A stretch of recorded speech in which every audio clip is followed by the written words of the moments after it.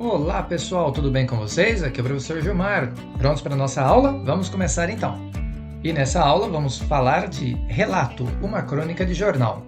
E também aproveitaremos para verificar aí a diferença, o contraste entre narrativa ficcional e relato. Mas talvez você esteja se perguntando o que Que é esse negócio de crônica mesmo, meu Deus? O que é isso aí? Não sei, o que é isso, professor?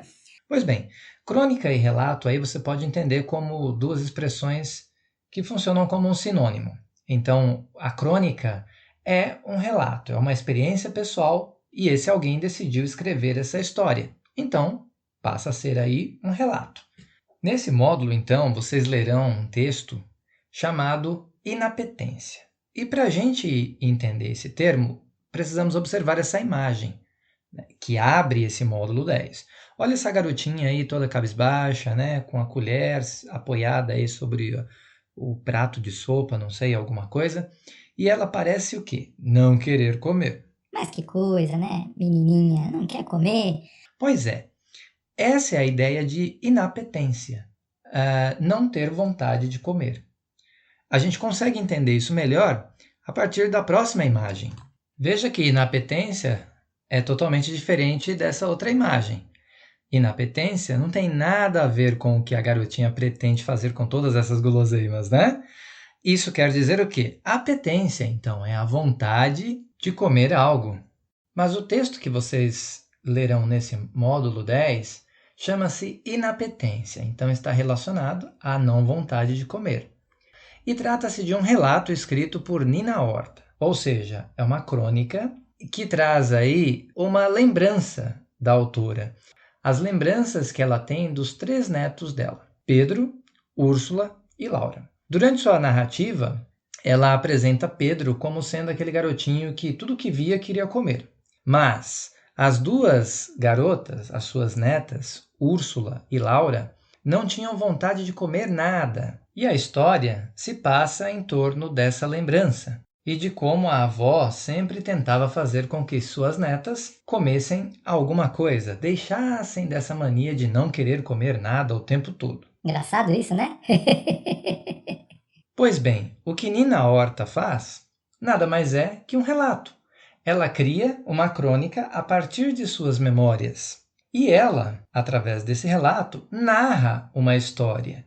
Mas a gente precisa entender o seguinte: a diferença entre narrativa ficcional e relato. Então vamos ver. A narrativa ficcional, o nome já diz, é ficção, é invenção, é criação.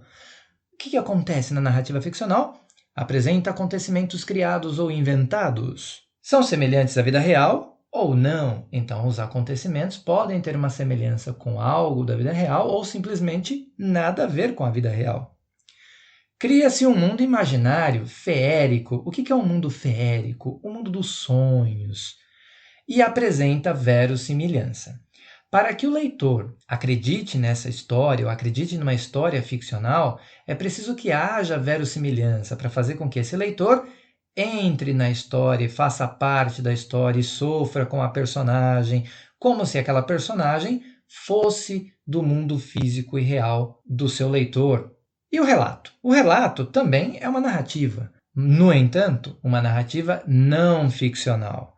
E, portanto, por ser uma narrativa não ficcional, está subordinado à noção de verdade e não apenas à verossimilhança. Pois bem, o relato está subordinado, ligado ao mundo real, porque os acontecimentos narrados partiram de uma memória, de uma experiência pessoal. Aí você pode me perguntar: ah, professor, então narrativa ficcional e relato é a mesma coisa? Não é a mesma coisa, meu caro colega, meu caro aluno querido. Relato é uma narrativa não ficcional. Os dois são narrativas. O que diferencia é que relato é narrativa não ficcional, ligado ao mundo real. Narrativa é o nome dado para um tipo textual. Toda e qualquer história que é contada, que é narrada, é chamada de narrativa. Então, narrativa, tipo textual. E as narrativas podem ter o quê? Foco narrativo em primeira pessoa ou foco narrativo em terceira pessoa. Já estudamos essas coisinhas lá atrás. E o que é o foco narrativo em primeira pessoa? O foco narrativo em primeira pessoa nada mais é do que você ter um narrador que é personagem, ou seja, ele narra e faz parte da história ao mesmo tempo. Veja um exemplo. A história que vou contar a vocês aconteceu comigo há muito tempo.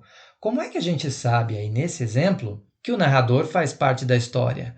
Olha a palavra que ele usa. Aconteceu comigo. Então ele se inclui aí na história. Portanto, já percebemos que o foco narrativo está em primeira pessoa.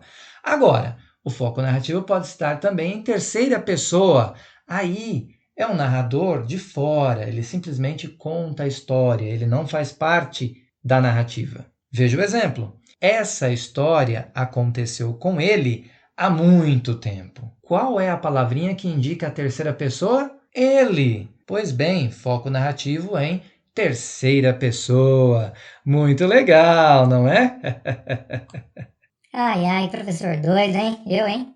Agora, meus queridos, é com vocês. Vocês podem fazer as suas atividades disponibilizadas no portal Plural Maestro. Se dediquem, façam com cuidado e até a próxima. Bye, bye!